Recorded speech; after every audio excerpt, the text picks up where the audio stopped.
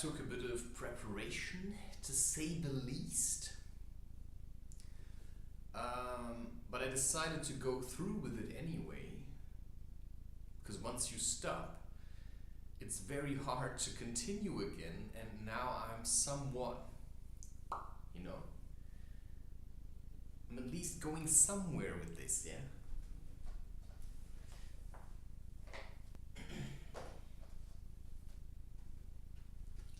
Just to have a bit more light. Yeah. You know, these modern things, you know, give me a candle.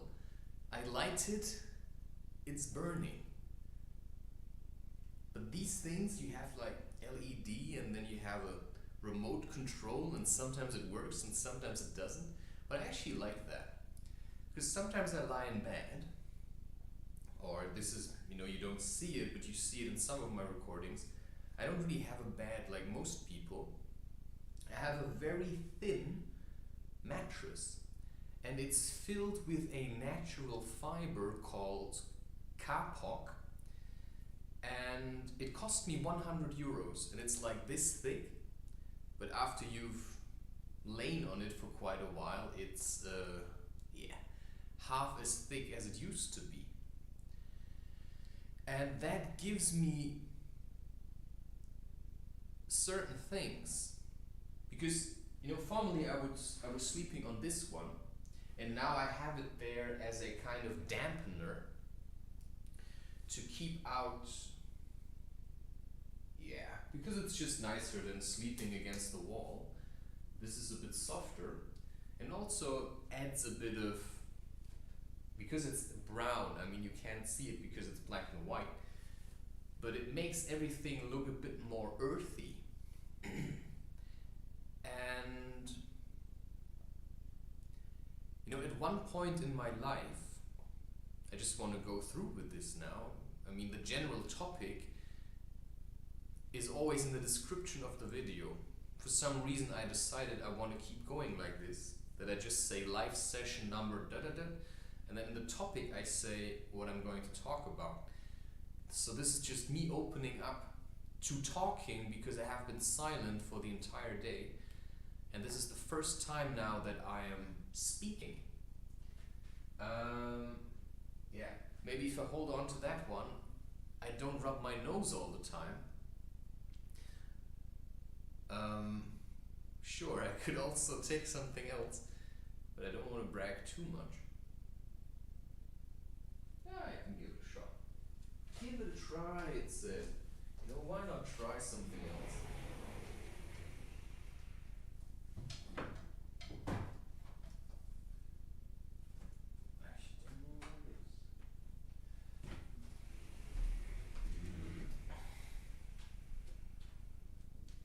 Okay. So the thing is, I have had severe back problems ever since 2014, that's when it started. And I was working in a factory at the time, because I wanted to earn some money, and this job was really, really depressing me.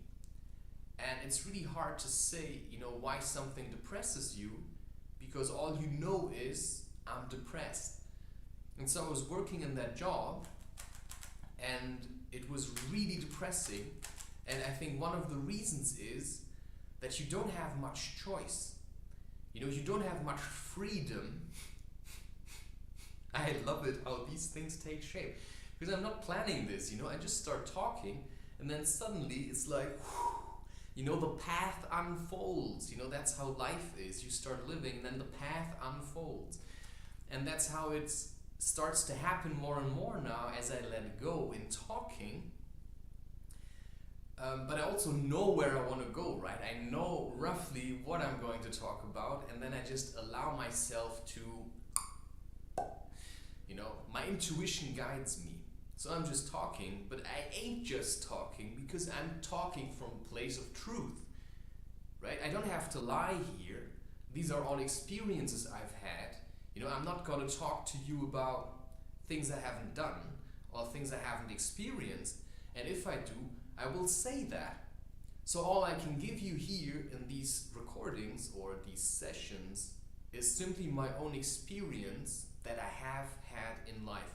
And one of them was that I was getting incredibly depressed working in a factory, and they gave you you had some kind of headphone, and you could speak into this computer, and you would have to, you go to some kind of terminal, and then you get a job, and this job has certain things in it. So you have to pack metal for large companies, such as all these tool shops and stuff. They need all these metal things. So they would say, Hornbach, for example. I don't know if it's just German, but I think you know what I mean, and if you don't, it doesn't really matter.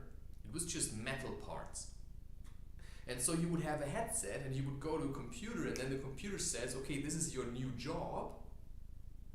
You have to go now with one of these electric, in German you call them an ant.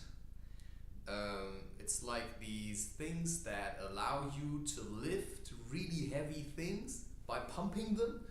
Only with this one you didn't have to pump up the pallet. You could just press a button and it would do so with electricity. So you could move like 500 kilos, no problem. But you have to then, you can also stand on it, but that was forbidden. But that was great fun anyway. Sometimes nobody was there, and you would sit on it and just like scooter. I like that. But I didn't like the do this now and go there and then pack 10,000 pieces. 10,000 is a bit much, but usually it was like 1,000 or 700. And then you would have shelves. The highest level of shelf that was accessible to the foot soldiers was on this level. And then the other one was there, and the third one was basically ground level. And then you had to walk through, pulling this thing, and then it would tell you in your ear, go to row number 17, shelf number blah blah blah, and pack 1,000 pieces. And then you would have to go there, and then you would have to pack all these things into the crates you had on this electric ant.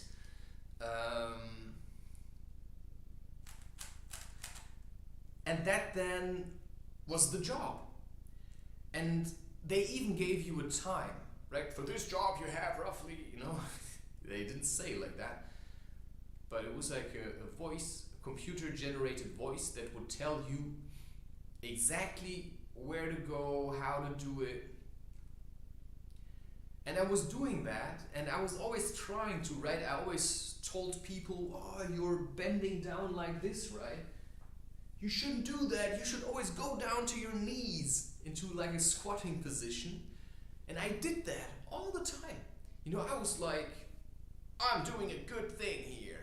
I'm doing a really good thing because I'm always going down on my knees. Well, and in the end, I was the one with the fucked up back.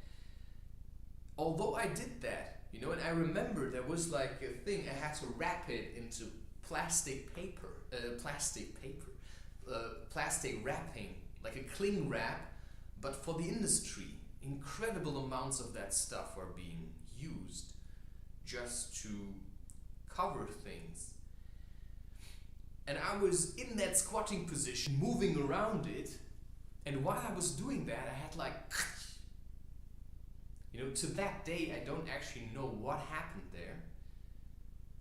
But what I realized was that my back, I realized that later, after having had 4 years of incredible back pain at the age of 26, just get that into your head, 26, I was 26 years old, and I had incredible back pain for roughly 4 years, And I went to all kinds of doctors and I asked them for help.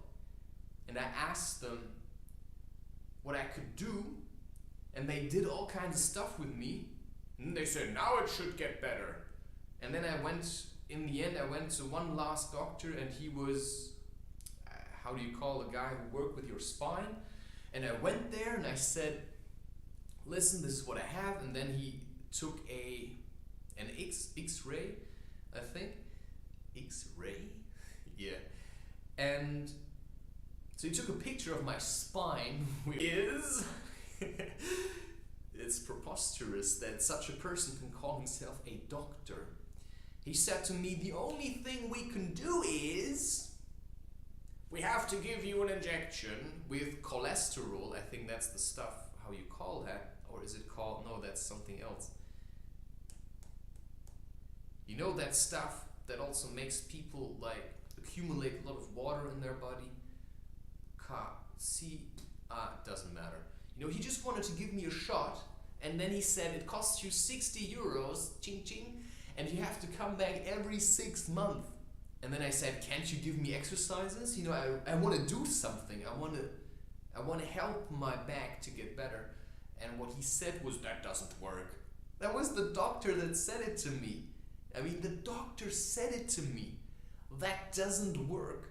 Movement does not work. That's what he said to me. I mean, get that into your head. And at that moment, I was just out of there. And that was the last doctor I've ever seen. Well, I went once when I had some kind of a wart on my penis. And I wasn't sure if it's like a sexual disease or something, because these days every woman takes the pill. And so you kind of get used to just having sex casually without a condom. And I did that, and I thought this was a sexual disease. It might have been, but you know, I went there and he said, well, that's a candida, and we have to laser it so it goes away. Okay. And I made an appointment and I went back home and I looked up what a candida is, and it said, you know, it's some kind of yeast, like a bacteria, fungus kind of stuff. And because I'm trained in biology and in these kinds of things, you know, I know that if a fungus comes out of the ground, that probably 95% of the fungus, probably even 99%, is underground. So I realized, oh my god, I have a whole fungus inside of me and it's coming out of my penis. So if I would have gone to that doctor and had him laser it away, I wouldn't have known anymore if the fungus is still there, right? So what did I do? I canceled the appointment, and everybody called me crazy because they said, well, now you're not gonna have sex anymore. Like, well, you know, then I won't have until this thing is gone. And I started to change my diet because that was, to me, the logical solution. So I could observe, okay, is this thing getting bigger or is it going to go away? So I started to eat a bit less sugar, you know, and just paid attention, and voila, it's gone. So I did kind of my own thing. That's what I chose.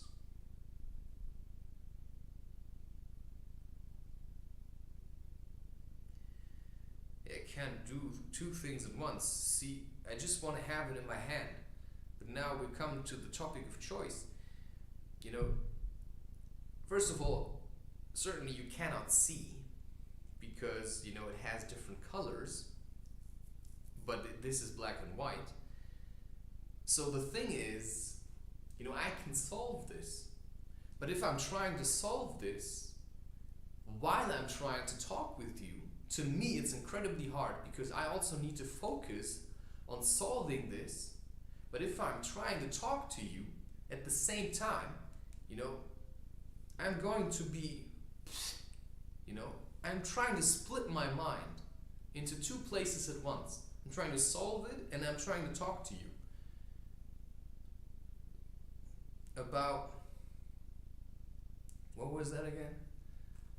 I'm trying to talk to you about freedom of choice and choice and freedom of speech. That's the one. Choice and freedom of speech. All right. So if you live in a society such as this one, yeah, and you actually want to say what you think, and you want to express your emotions, and you want to say there are some things which I find a bit weird in this society, but at the same time you also want to, you know, be how everybody wants you to be. You know, at the same time you want to fulfill all these expectations, and you want to look good, you want to be liked, and you want to be loved. Yeah? You want to be part of everything. So you have to make a choice. You have to make a choice. It's either freedom of speech or the other way around. Because once you start saying what you see, so once you start speaking the truth, and that's in one way, you know, I'm depressed. Okay, that's how I feel, it's the truth. Okay, how do I get out of depression? You know, that's one way of doing it. You can also speak about, you know, doctors are full of shit. They're just about making money. I can better heal myself. That's another way of doing it. But then you also have to get that when you speak to people about these things, you know, they're gonna try to argue with you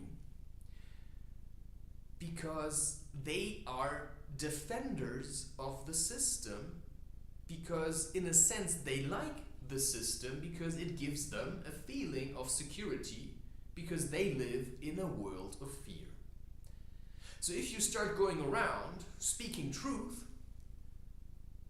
you know, it's like freedom of speech. You know, I want to speak truth. I say this government is corrupt. And then people come, no, you cannot say this. Yeah, they just start yapping. They just start yapping.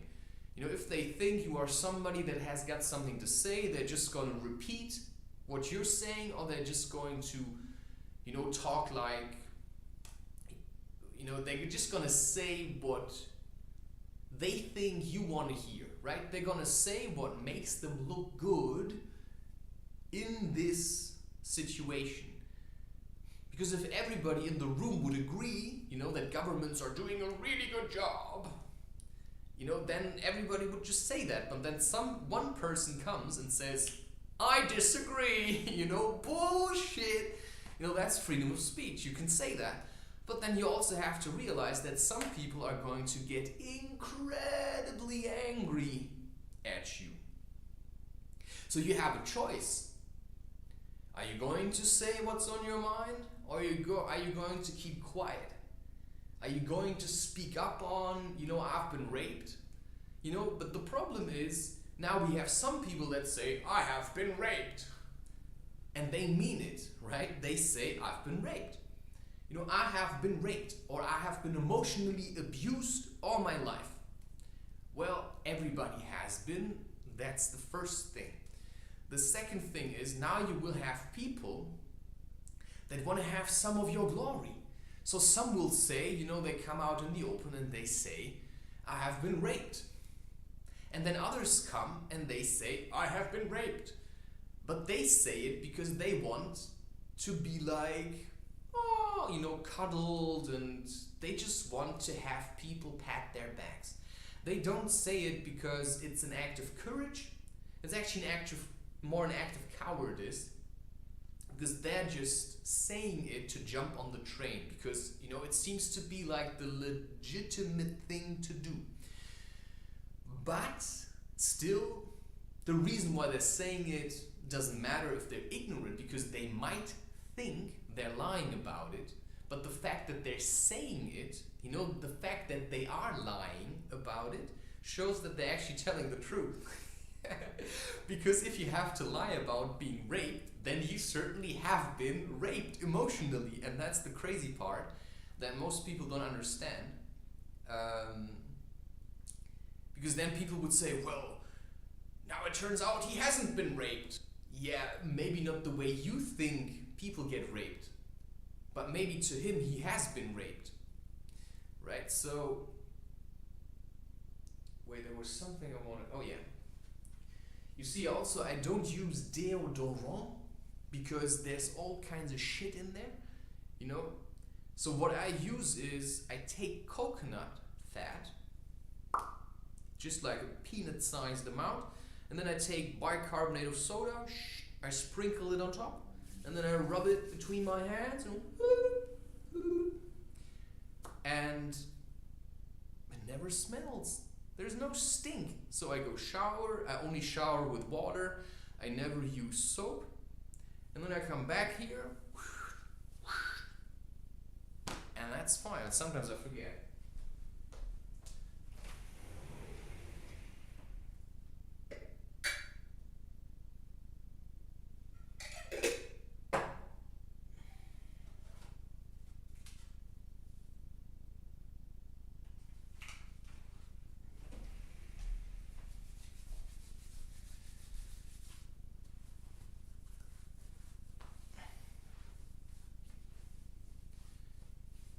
Because I want to smell myself, right? I don't want to smell like some kind of artificial stuff.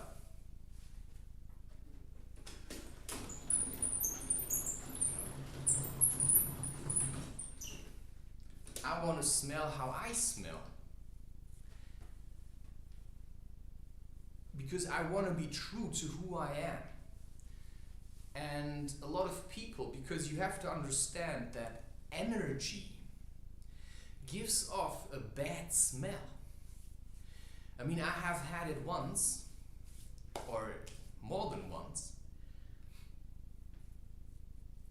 that I'm actually able to smell bad energy. And so you can have a place that looks totally clean, just like that. And suddenly there comes a smell of something rotten. But there's actually nothing rotten, but it's just accumulated energy. And now you have to understand why in this kind of society, everybody is brushing their teeth and chewing gums, and why everybody is putting on a lot of deodorant and perfume, because they have to cover up the stench of their lies. And that's of course some next level, oh wow, but it is the truth. And people who are completely drenched, you know, makeup, I don't know why my nose is actually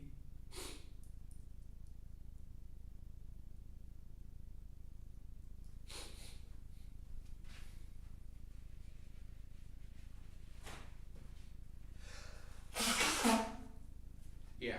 So that's just some side information about the kind of world that we're living in. So if you want to talk to people about choice and freedom of choice, you also have to understand that, man, you see, it's really complicated to choose anything at all because there are so many options. I mean, I'm standing here and all I want to do at the moment is I just want to give this speech. And then all kinds of things are coming my way. You know, get the Rubik's Cube. Rub your nose. And then I think, why do I have to rub my nose? You know, drink tea, right? Oh yeah, maybe I should drink tea. Sit down. Put a hat on, you know? But I'm gonna try that. Because these are actually part of the Mad Hatter talks. So maybe I have to wear a hat just to feel like I'm also doing a Mad Hatter talk. Because you have to stay in the role, right? You have to stay in the persona. But still, choice is really complicated. I mean, this morning I woke up, and then the moment you open your eyes, you know, you have several choices opening up that you can make. So what do you generally do when you wake up? Well, what I generally did when I woke up was I wanted to keep sleeping, because life to me was very, very complicated. I didn't know what to eat, how to eat, when to eat, how much to eat, how often to eat. You know, I didn't know when to shower, how to shower. I didn't know when to play sport, how to play sport, or what sports to play. You know, should I go out today? Should I stay inside? Because generally, everything I always did, you know, people told me, you have to go to school. You know, and then your mother prepares your meal and she says, now you eat. But then you're hungry in between, so you eat other stuff. And then people say sugar is good. And then people say sugar is unhealthy.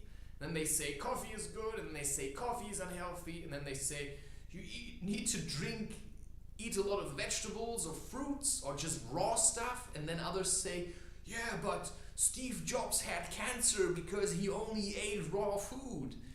That's a hypothesis. You don't know that. You know, maybe he just had cancer because he had cancer. Maybe he was holding on to stuff and didn't let it go. Or maybe his body had just, you know, maybe his time was simply done. And so he had to leave. Maybe he was holding on to life, but life was telling him, your time's over, mate. You've had your time. You've had your chance. You turned Apple into a shit show. And you helped people to manipulate others. And so now we're going to take you because, you know, better luck next time. Or maybe there is no next time. You know, I haven't quite figured that out yet. Anyway, so life is somewhat complicated. So maybe on the one hand, I want to help the environment, but on the other hand, I also want to lead just my life. And my life at the moment, you know, it's like electricity. Do I need this? Certainly not. Do I need this computer? Certainly not. Do I need this camera? Certainly not. So what do I need then? Right? Do I need this beard? Oh, hell yeah. I certainly need this beard. Because I actually made a conscious choice at one point that this beard is going to stay. And how did I make this choice, or why did I make it? Because I had a beard like this for quite some time, and then at one point I felt like shaving it off because it just it was getting too much. And so I shaved it off, and suddenly I felt like, woo! I felt like a little boy again. And while I had the beard, I felt like stern and rigid, like and I shaved it off and I was like, wow, let's play. And that made me realize, you know, hair attracts energy, but hair is also for feeling. So I think I have to do.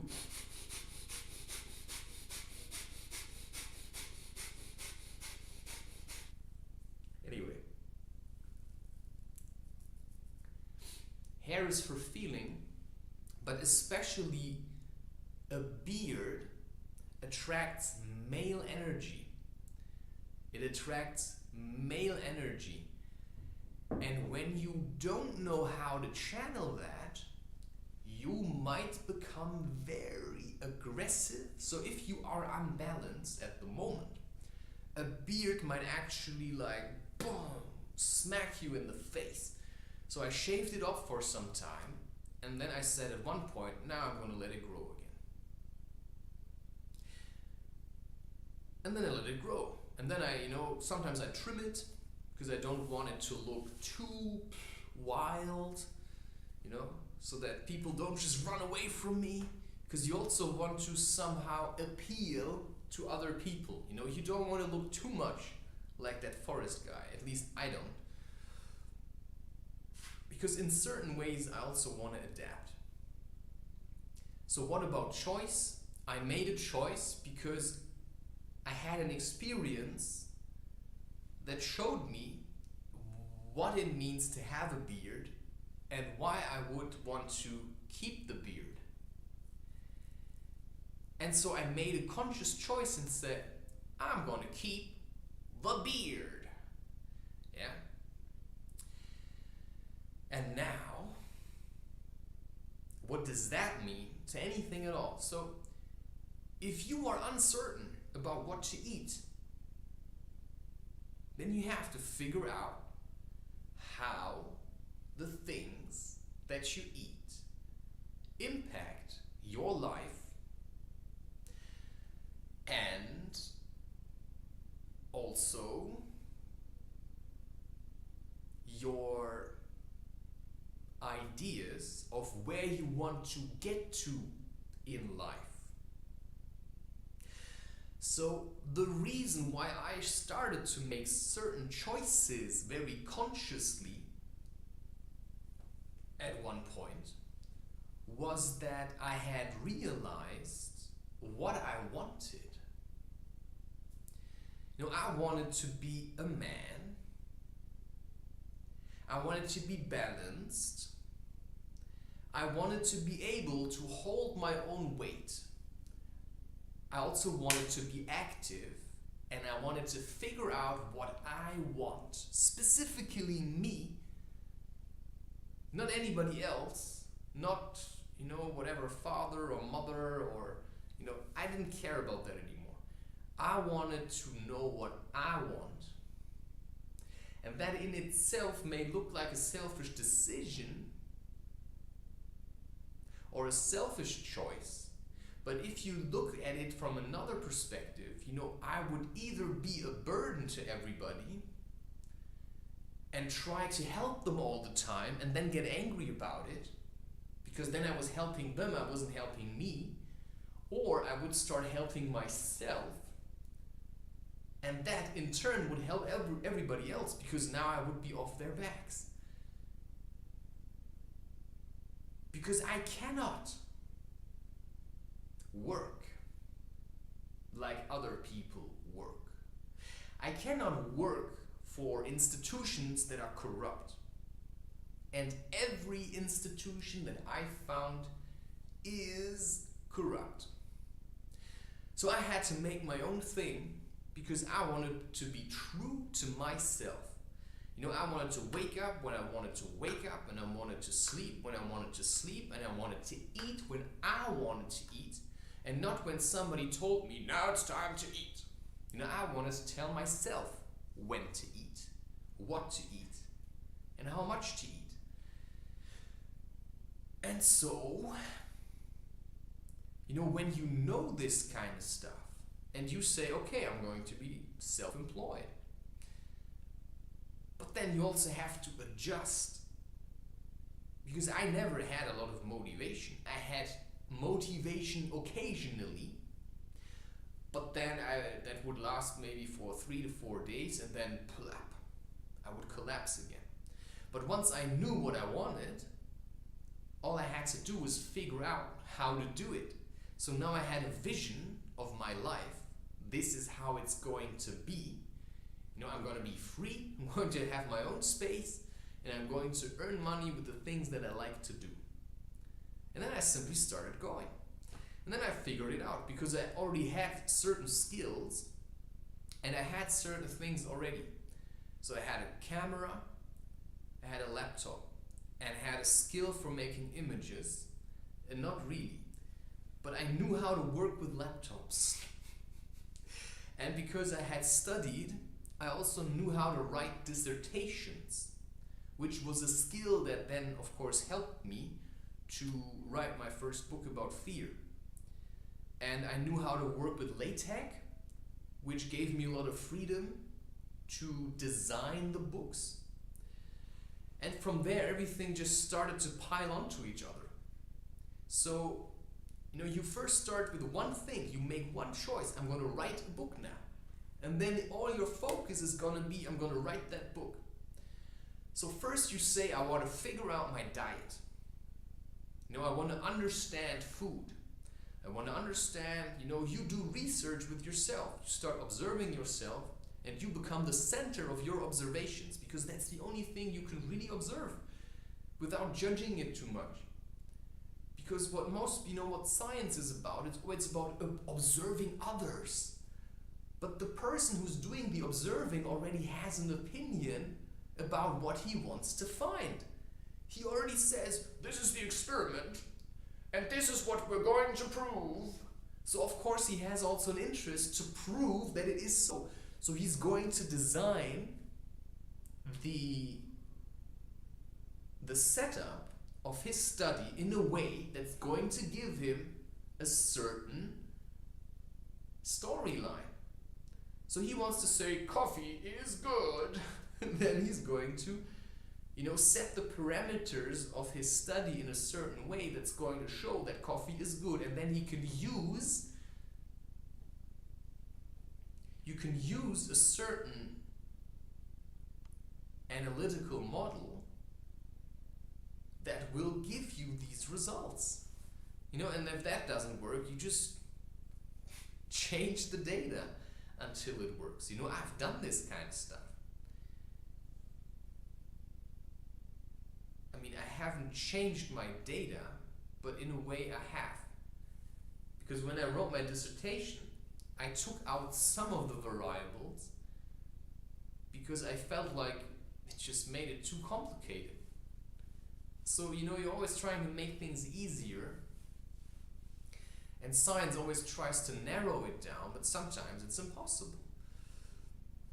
And then most people, what they do, they read scientific papers, or they look it up online.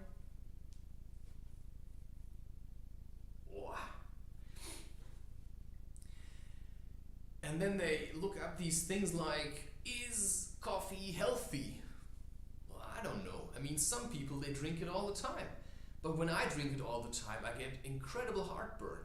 So I was trying to do that for a while. I was trying to drink coffee all the time until I realized it just burns me up. It burns me up, and I cannot understand how some people keep drinking that stuff. It's because they never question it. Because to them, they don't have a choice. What else are they going to do?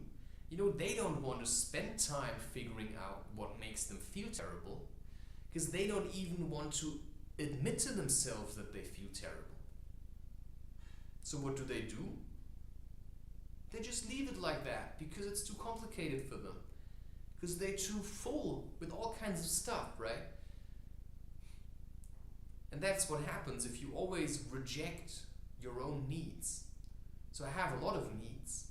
At the moment, I want to stay inside. I don't want to leave the house. Okay, so I stay inside and I do a lot of stuff here, like this kind of movement. I really like that. Because as soon as I go outside, people are looking at me, and I don't want that people come and ask questions because I don't have answers to everything. I'm just trying to figure it out. And that's what already separates me from most people, because I'm simply doing it. But most people, they're stuck at, could be nice, or, how nice that he's doing it. Well, why aren't you doing it then? Well, because most people don't actually want to, because it's effort to move. If your body is super weak, it's effort to move. So a choice would be to say, my body feels really weak and terrible, because why can't I go hiking? Why can't I do sports regularly? Why can't I exercise all the time? Why can't I, crochet a lot and open my own shop on Etsy with hats? Well, because your energy flow is really restricted. And that means you're really tense, everything is really tight, and your energy doesn't flow properly. Because if it would be, you wouldn't even have to think about doing it, you would be doing it. And that then, of course, it's quite complicated then to start figuring it out. Okay, what do I choose? Do I want to cycle? Do I want to run? Do I want to be barefoot? Do I like shoes? Do I want to be vegan or vegetarian? Do I want to eat meat? Are lentils good or are chickpeas good? Is rice good? Are potatoes good? What about starch and gluten? Am I allergic to certain foods? Right? Do I actually like percussions or do I like the flute? Right? Do I like the harmonica? Do I like playing guitar? Do I like downhill biking or do I like, mountain biking? Or do I like racing bikes? Do I like going on tours with my bike? Could I like gardening? Do I want to drink water or tea? And then which tea? Yeah, I'll just drink coffee. You see? Everybody does, so I'll just do it because everybody does it, and that's like the safe space for most people. They walk around like this. I just want to make sure that nobody can see how afraid I am. So I'm just gonna do what everybody else does. This is how everybody is. It's like a bunch of cowards, and they're just walking around. I don't want to be seen. Oh, who's this? Oh no, he's sick. Ah, he's sneezing.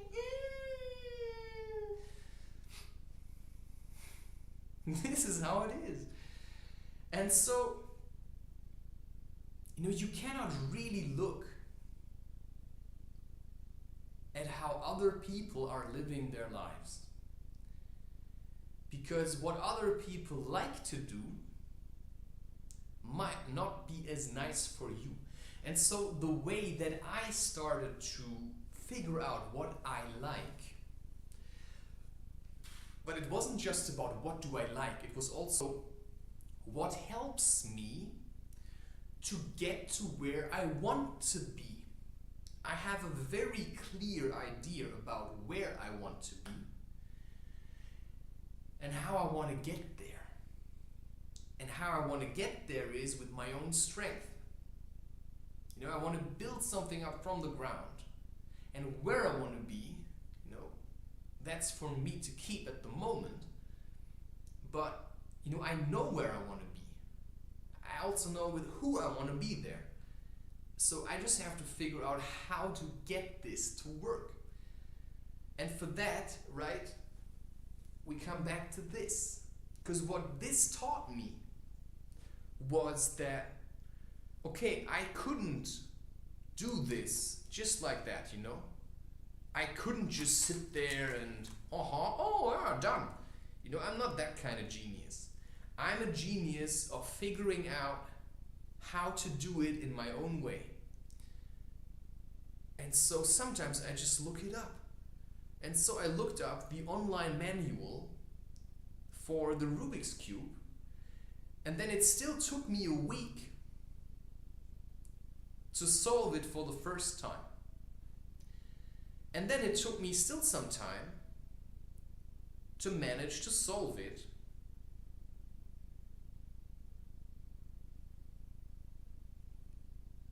on my own. I'm just going to try now, and I'm going to be silent for a bit, and you may contemplate on what I have just said. Good luck.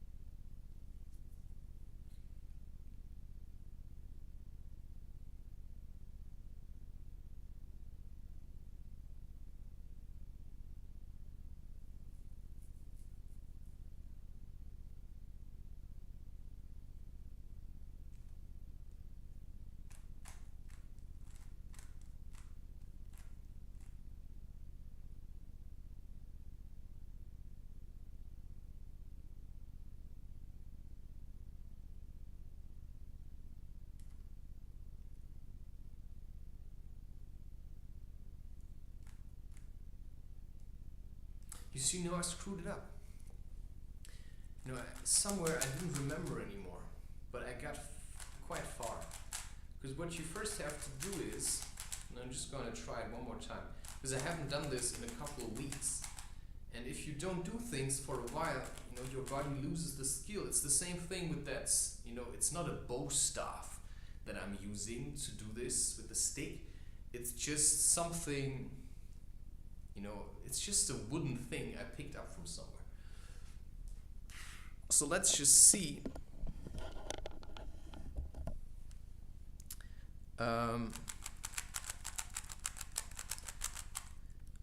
Because this is not the only thing I want to do, but it's like playing chess. Once in a while I like to play chess because it teaches me a few things. And what this teaches you is certainly the focus, but you could say that this is the puzzle of your life. And what you want to get is to complete the puzzle. So you have to figure out which piece belongs where. So let's say, you have a few pieces that are centerpieces. That's just like always the centerpiece, this is a centerpiece, this is a centerpiece. And all the other pieces can move around that. But these centerpieces, they're always in the same position. And you could say that this is a metaphor for your life. There are certain things that are just there. With me, it was, for instance, certain skills I had developed, but also certain skills that seemed to come natural to me. So while I was writing my dissertation, some people told me that I was really good at writing.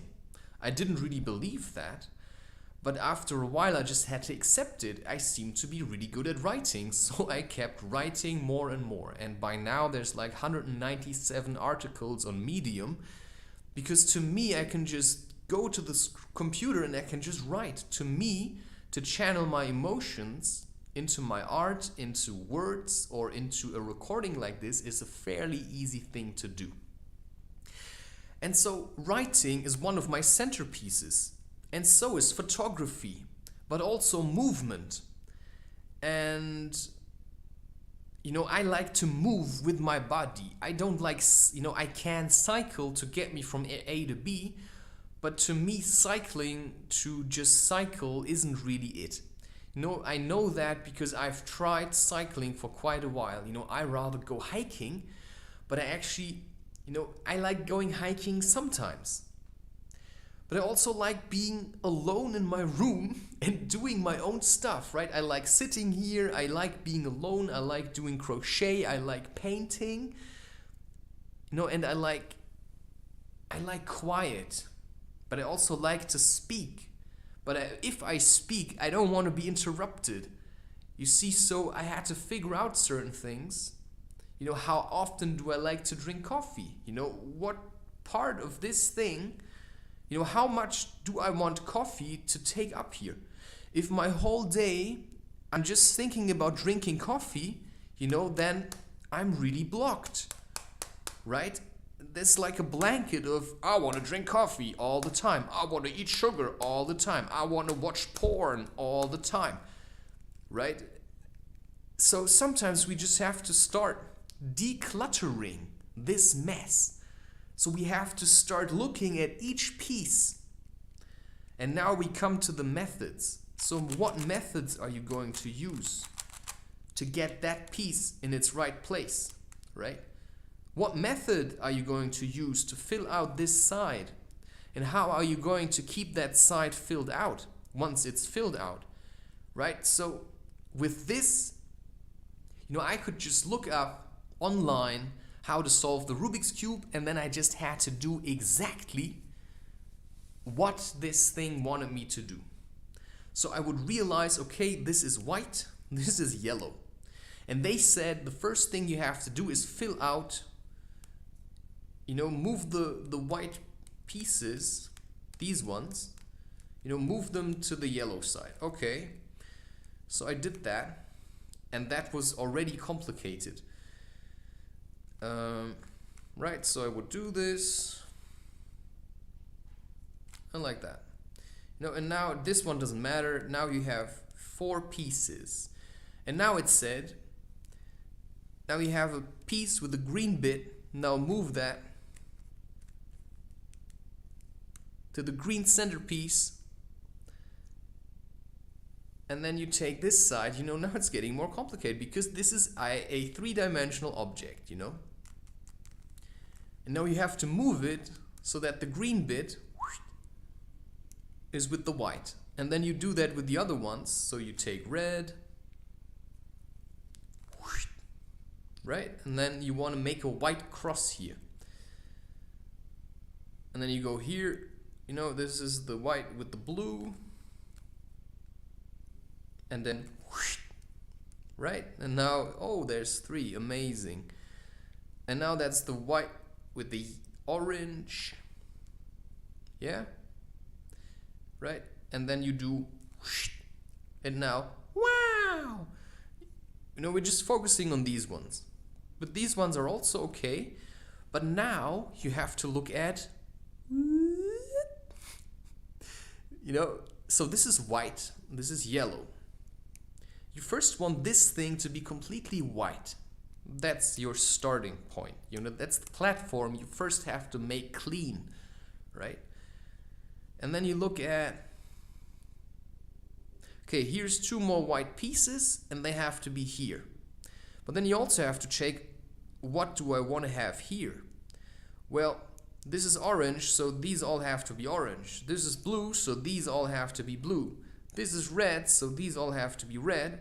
This is green, so these all have to be green, which means this piece and this piece have to go somewhere else. So if you look at it then, this is red, but this is green. And if you look at this, then this is green and this is red. Which means this piece, which has green and red in it, has to go here.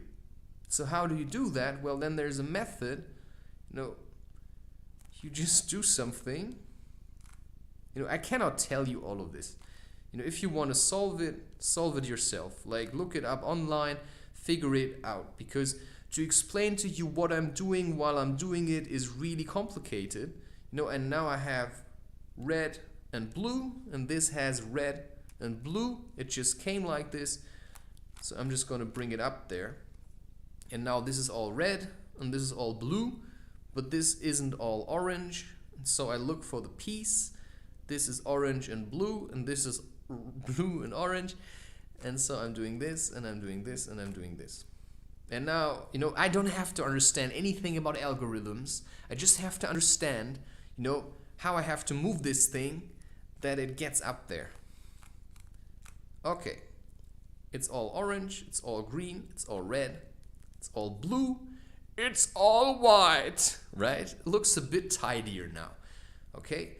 So this is like, whoop, now you turn it around, like, this all looks like an incredible mess still. But oh wait, what's this? You've got a foundation now. This is your foundation. This is like your foundation. Okay? And this is how you sort out your life. This is how you make choices. You have to start somewhere. So the best way that I found is first figure out your diet. Do a cleanse. You know, I like the anorganic sulfur cleanse. But you can also do fasting. If you do fasting, use an irrigator to cleanse out your colon. You know, if you do like a 4-day, 5-day, you know, some people really love fasting. You know, they really love that. They could do it all the time. You know, to me, it's a heavy exercise for whatever reason, because I'm probably highly addicted to food. And so that's something I'm working on. But, you know, I figure out other things, because while fasting to me is way heavier than other things, you know, I just do the things that come easy to me. So for some people, it's really easy to sit down and meditate like this. But I realized to me that isn't, because my back is really fucked. And I'm really tense. You know, I'm a really tense person. Because I have a lot of like power. You know, I want to move. So just sitting around, to me, it's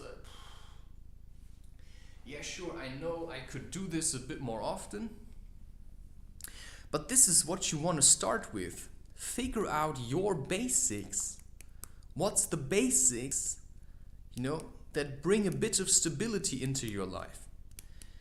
And that includes, so for me, I liked all kinds of things. I can like anything. I like slacklining. I like juggling. I like doing this stuff with that bow staff.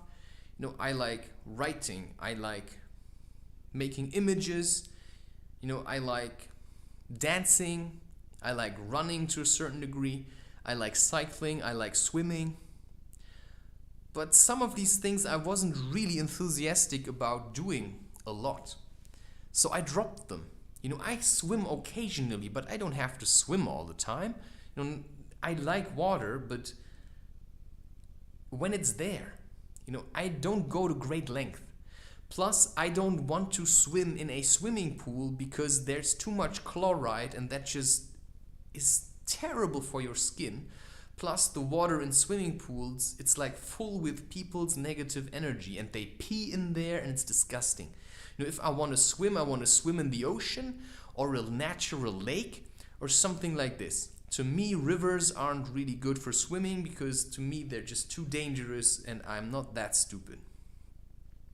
Okay, so the next step then, after you have your foundation, your basics, is you have to build the tower. That's like the tree, you have to get stability in there. I'm just making it up as it goes, right? So how that works is, you line this up so that you have kind of an upside down T, of one color. And then you look at what color does this have? It has orange. And so you look at this and then you see, oh, orange is on that side. So then there's a certain pattern that you have to follow to get that piece there, because what you want to get to is this should be all blue. The lower two rows should be all blue. The lower red rows, 2 rows here should be all red. These 2 should be all green, and these 2 should be all orange, which means this has to be a blue piece and this has to be an orange piece, and this has blue and orange in it, and I have to move it there. And then there is a certain pattern which goes like this. And that was wrong. Because it's incredibly difficult to speak while doing this. Which is why I maintain silence. Whoa, wow.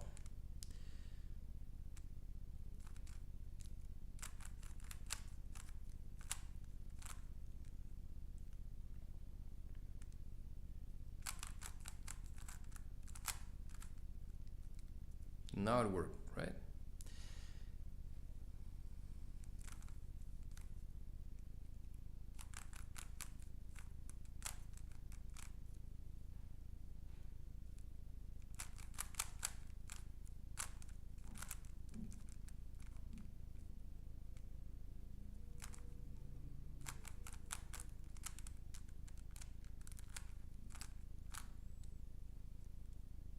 Okay, you see? Now this is 2 rows of green, 2 rows of red, 2 rows of blue, and 2 rows of orange.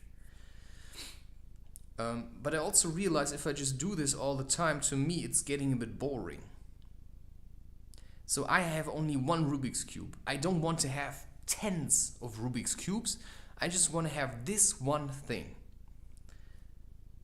And so, sometimes I let some time pass before I come back to it so that it's a challenge again. Because I like a good challenge. So now the next step is to get the top side all yellow. And for that there's also a pattern. Jesus.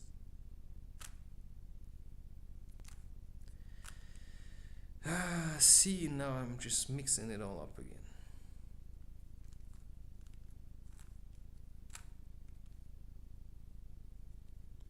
It's okay.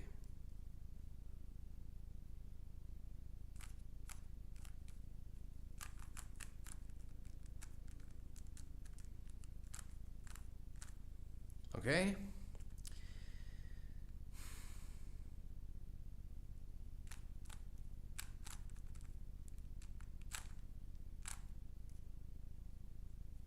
Okay, now it worked. So now you have this position, and then you do the same thing again. Twist, twist, twist, twist.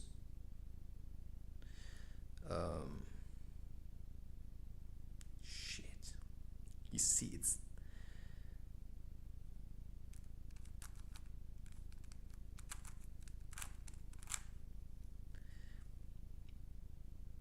it's incredible because I just was, and that's what I often have. You know, now I feel like I want to cry because I really want this to work.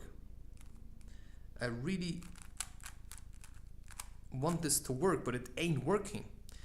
So sometimes I just have to push through, and sometimes I just have to let it go. Because it's incredibly difficult to teach yourself a skill, or if you've once managed, to get back to the place where it actually works.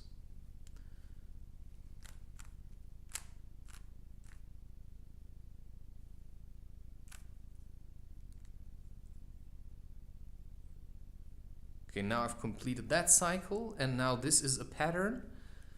You know, that's what I learned. This kind of pattern means I have to have do a certain routine now.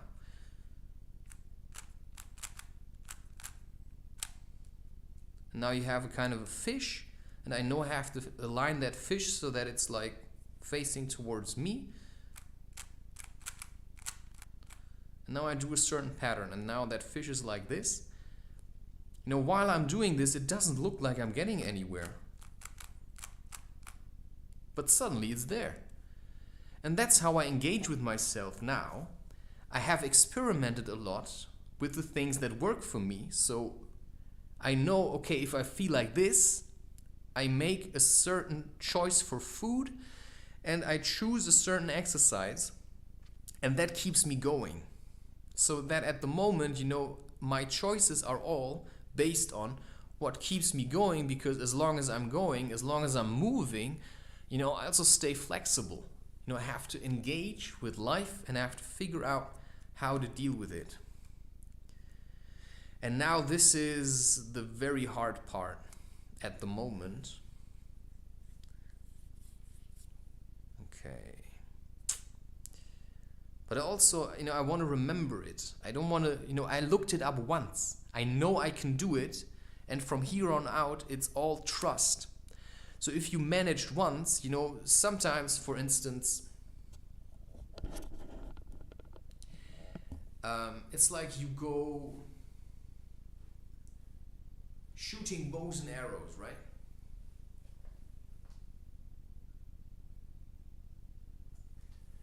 Or you play golf for the first time, and it works. And then you try to hit the green again, or you try to hit the bullseye, and suddenly it doesn't work anymore. But you've managed once, so why shouldn't you be able to manage again, right? But for that you need to train. Because probably the first time you did it, you weren't really thinking about what you were doing, you were just doing it, and then it worked. And that is the same principle that happens sometimes. You just feel happy. You don't know why, but you hold on to that feeling. At least you remember how it felt like to be happy. And then you start to make choices that bring you to being happy again. And now I don't want to do that, because I think that's going to make me like, you know, for now it's okay. You know, I got to this place, and for now it's okay. You know, I will do this later when I have a bit of quiet, and when I don't feel overly stressed about doing this, because I'm anxious that I will screw it up again. Because I also want to bring this to a close, because I don't just want to stand here and talk all this time, but I can do this while I'm standing here. You know, this is a bit like hip movement. This is great for hip flexibility. If you just rotate your hips, I looked at belly dancers, and I looked at women that twerk, and I realized they have a lot of muscles. And that was the problem I had with my lower back. I had a weak back. And that's something I also learned from Ido Portal, where he said that your lower back is where the strength from your upper body and your lower body is combined. And that's also where the root chakra is. So if you want that energy to flow, like it's the general area of the root chakra, if you want the energy to flow in and stream, that you can make it accessible, right? You start moving like this. You have to start fixing this. Because what I've realized is that a lot of people, they do some kind of work. Like grown men at the age of 40, they do some kind of work, and then in between they always have to sit down because they get so tired, because they have a weak lower back. You have to really start flexibility stuff. Have to move your hips. Twerking is really good. Just be gentle, because this is a very sensitive area. But movement is probably better than no movement, but just try to be gentle, because you need your spine to be flexible. So this is a choice I made, It's a hard choice, because you have to drive weakness out of your body. You have to drive your own weakness, your own emotional attachments to how you feel. Because some people, they are stuck in how they feel because they're clinging to the way they have felt before. So you have a trauma, that trauma becomes a part of yourself. And then you are afraid to let that go. It's like having a phobia, or calling your fear a phobia, just gives you a reason to hold on to that fear. But if you want to be free, you have to let that fear go, which means you have to start looking at it. And so, I wanted to let go of my weakness. But that part is also a part of myself. So I had to slowly but surely make choices that would replace that weak asshole in me with somebody who's a bit more kind and a bit more energetic. That's what I'm going for. I don't have to be super kind.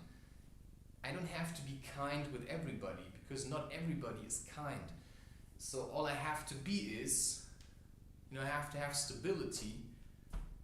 I have to say, this is me, this is me, this is me, yeah? That's what I want. I don't want to go around and oppress people, because that's already what everybody else is doing. I want to do my own thing. And I want to do so in a space where I find peace. And that's why I also disable all comments on all platforms, because I have no interest in people's opinions, because people's opinions are worth nothing. People's opinions are completely worthless, because nobody knows what they're talking about. If somebody gives me his opinion on diet, but he doesn't apply it, his opinion is worthless. I don't give a crap what you think, because you're not applying it. You just read about stuff. If you want to teach me, then teach yourself first, and then I can look at what you've done. Yeah. If your method doesn't work, then it's a stupid method, because you first have to test it. And a lot of people, they just pick up a book, and then they read it, and then they think they're a shaman now. And then they go around and they think they can heal people, or because they took some psychedelics. I met a lot of those people. They just take psychedelics and then they're like, oh, I can heal people now. It doesn't work. Because you can't just heal people. People heal themselves. You might be the mediator, but ultimately the person has to make a choice. I want to heal. Right? You don't go around and say, I'm a healer, because you're not. right? If you would be, you can say, I heal myself. I'm a healer. Good for you, right? But it shouldn't be you that says, I'm a healer. That's what people say. He is a healer. He is a shaman. You may recognize that you have shamanic abilities or that you can help or assist people to heal. But to say that you're a healer, that's just ego tripping. That's just like, I'm healing people. No, people are healing themselves. You just help them with it. That should be what your goal is, to assist people on their own journey. But for that, you first have to assist yourself on your journey, which means you first have to get going and you have to figure out what works for you, and you have to learn how to stand on your own 2 feet emotionally. You have to hold your own space. You have to do this stuff for a very long time. And then you will also become quite humble, because you realize what it takes to be where you are. And then you don't go around and say, I heal people. Yeah, and then when people come and they want to pat you on the back and they want to say, oh, you're really good at this. This doesn't flatter you, because it means nothing. Because you know how hard you worked to get there. You know that you ripped your heart out to get to this place. I mean, if you've ever been close to thinking about suicide, what else is going to happen? It's just going to go up from there. If you want that. So you have to struggle, because you're down in the valley, but you want to be up on the mountain. So how are you going to get to the top of the mountain if you don't know what you're doing? So you first have to know what you're doing. What am I doing? Like, what do people see in me? What do I see in myself? What can I do? Because everybody in this society is just completely selfish. Everybody only thinks of themselves. I want this. I want that, right? I want to have a car, And then you have people like Elon Musk. What do they want? I want to make money, and I'm willing to destroy the earth and to lie to people about climate change so that I can sell more cars because I want to be super rich. Yeah. That's the kind of role models we have. They're all filthy liars. So in a state that's ruled by fear and greed, what is freedom of speech here? Because everybody's talking. Yep. Oh yeah, I think the government could do a better job. Oh yeah? Are you doing a better job? What are you doing to contribute to things to change? Because most people that go around saying all these like, oh, no, they sound really smart, but in the end, what are they doing? Nothing. They're the ones that order all that stuff from Amazon. But when the country decides that now, we don't put our plastic garbage into plastic bags, but now we have like a plastic canister, they say, well, I think they should force people with restrictions. Yeah, sure, like that's going to work. No, they should educate people, and they should set an example, and they should stop thinking only about growth and production. We have to learn how to use what we have available, and that's basically my method. It's DIY. You use what you have. You don't really buy a lot of stuff. This camera is like a webcam now, and it was given to me because somebody else didn't want it anymore, so he gave it to me. I didn't buy that. I would have used something else. Okay, I did buy that action cam, because that I actually, it was a conscious choice. I realized that's what I want. I was working for that. But the rest, I'm using what I have available. My microphone, the one I use, right? This is my microphone. It's not like, I really like it. Good quality, it has a lot of function I don't really use yet. I might do so later, I don't really know. And it has an SD card slot, it's fairly simple. And also batteries. You know, you can recharge them. I can put it on a tripod, that's quite nice. And you could charge it with this, not charge it, but you could connect it to your computer and I could channel my voice recordings directly into my computer. And then I had it standing around on my tripod and it fell, bam, and it broke that thing. And now it's a loose contact. So I can't use that anymore. So a part of me was like, oh damn, now I have to get a new one. And then I thought, no, I'm just gonna use it with batteries. And that's just what I did then. I really like that.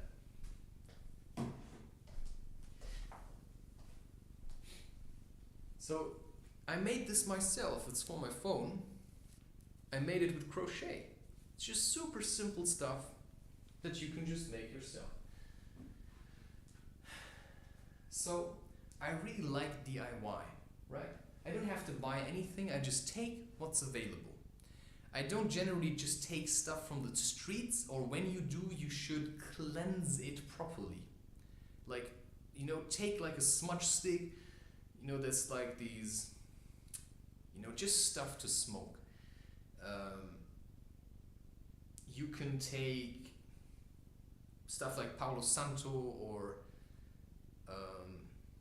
all kinds of things, but first you have to wipe it clean with water and probably some soap, just make sure it's really clean, and then maybe let it stand in the forest for 2 days, depending on what it is, you know. And then use a smudge stick, or use something to rinse off the bad energies, and then you can use it. But also listen to your feeling, you know. If you see something and that seems to you, it looks a bit like dark, don't use it.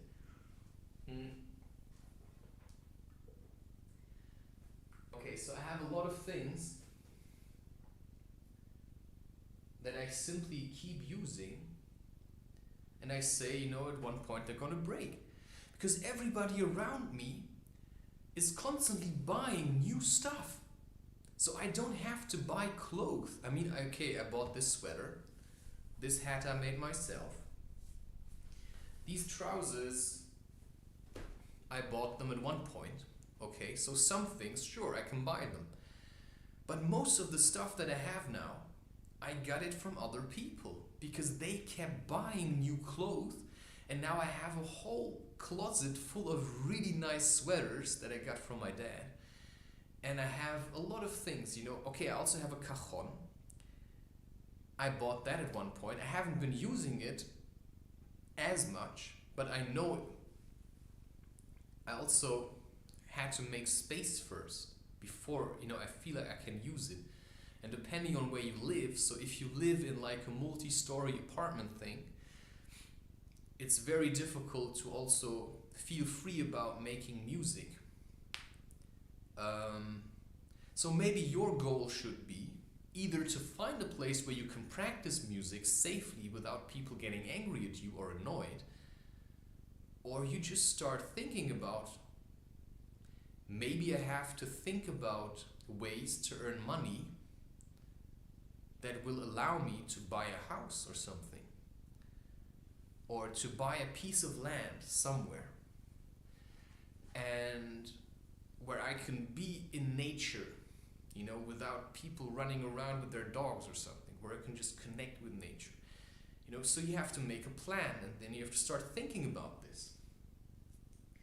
And to me, it's really important. I like to have my own things. You know, I like to fix things. This mattress had a hole, so I stitched it up. And now I just want to say something about freedom of speech. So you live in a society that is ruled by fear and by lies, right? People talk to you about climate change, and then they say, driving an electric car is going to help climate change. Nope. It is not. Because the climate is not changing because of CO2. The climate is changing because we are taking down all the forests. We are taking down all the forests. And what are forests? They are the lungs of the earth. What does that mean? If it's a hot day, maybe you don't have a lot of water, what do you think? Or what do? You either drink water, you cool off in a stream, you take a shower, or you breathe, yeah? So that the excess heat can get out of your system. Or your body transpires, sweats. What do forests do? You have a hot day, you're in a forest, you realize the temperature in the forest is colder than outside of the forest. Like if you're standing on bare feet on a paved road, a concrete road, or even an acre, you're gonna realize that the ground is much hotter than in the forest. If you're walking around with a t-shirt and you're in the sun, it's much hotter than in the shade of a forest. Why is that? Because the forest creates its own climate. And there's a process which you call evapotranspiration. And that means, vapor transpiration is sweating. So if you have a large mass of green foliage, which a forest generally has in abundance, at a great height, let's say 20, 30 meters high, green cover.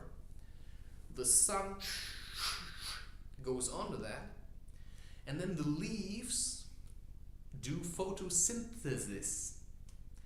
And one byproduct of photosynthesis is water and oxygen.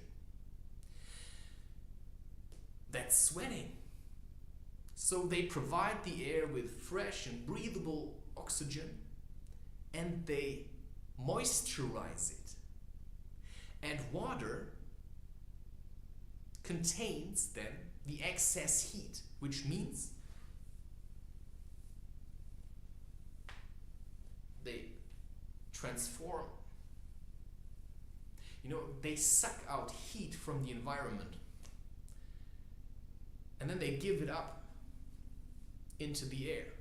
And then can it rise above, and at one point it's going to discharge in a thunderstorm. Because what is heat? It's energy. And if there's a lot of energy in the air, you're going to have a thunderstorm. And that's how a natural environment maintains itself. It's going to rain, it's going to heat up. Then you have trees, and they cool the atmosphere. They're like natural air conditioners.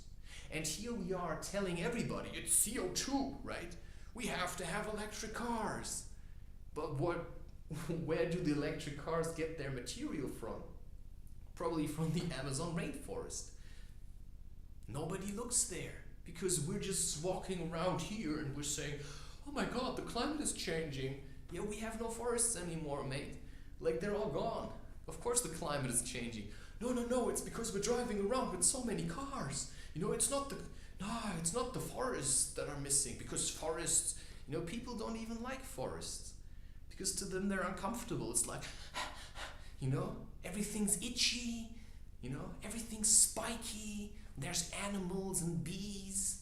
People don't like that sort of stuff. There's spiders. Yeah, that's life. But if you are a stranger to life, then life to you looks like something scary. Because it's actually fear that's making you sit at home all day. It's actually fear that makes you sit in your car.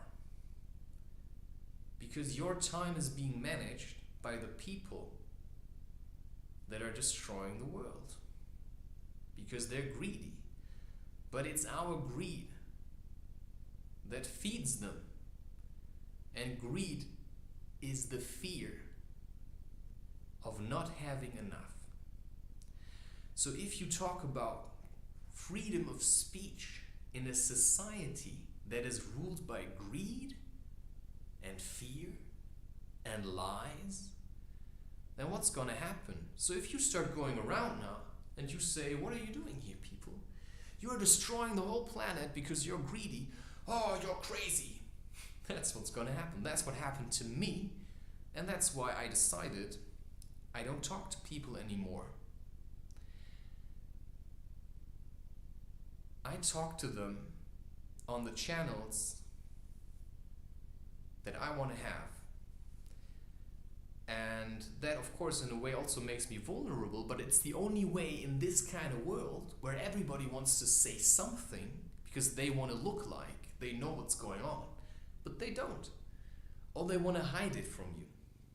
Some people know what's going on, but they just want to pretend that it's not going on. And like I said, I cannot say everything always here. So some things I just keep to myself as well here. But that's just how it is. You know, you just have to adapt to the platform you're using. Anyway.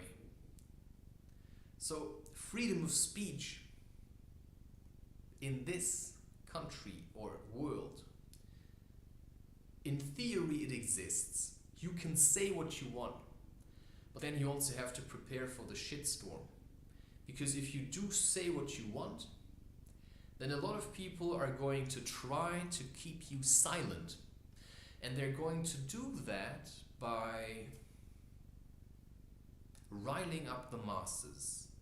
So they want to create an opinion about you that makes you look like you're the worst person. So all you can do is just keep going. And that's the great thing about when you actually are free. You realize, okay, I can't say what I want. There are consequences. But when you're conscious about the consequences, you can still say what you want. But you also choose what you're going to say a bit more carefully, because you actually realize there's something at stake now. Because it is more important to keep speaking than to just, always swim completely against the stream. Sometimes you have to swim a bit with the stream, and find some of the fish that want to listen to you. And then you can say, hey, there's another place where you can go in yourself, where you feel really good. But you have to work to get there. And you have to make some important, very life-changing choices. And, well, that's going to be a bitch. That's going to be really difficult, is maybe a nicer way of saying this. Because you are standing on a very, very brittle foundation right now. And so you have to carefully, humble yourself. This whole society is standing on a very brittle foundation, and that is called science. Because science is a product of fear. We don't know what's going on. So we have to cut open frogs, yeah? And we have to, shoot around with rockets. If you have trust, you don't need science. Because you got trust. But that's a place in yourself, and you have to work for that. And that's difficult.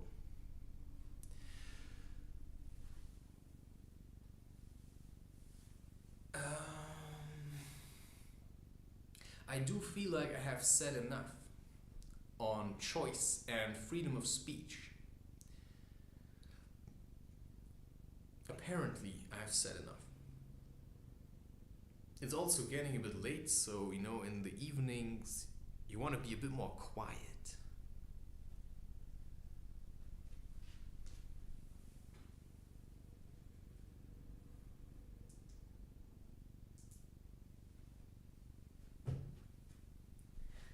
Because that's respect, right?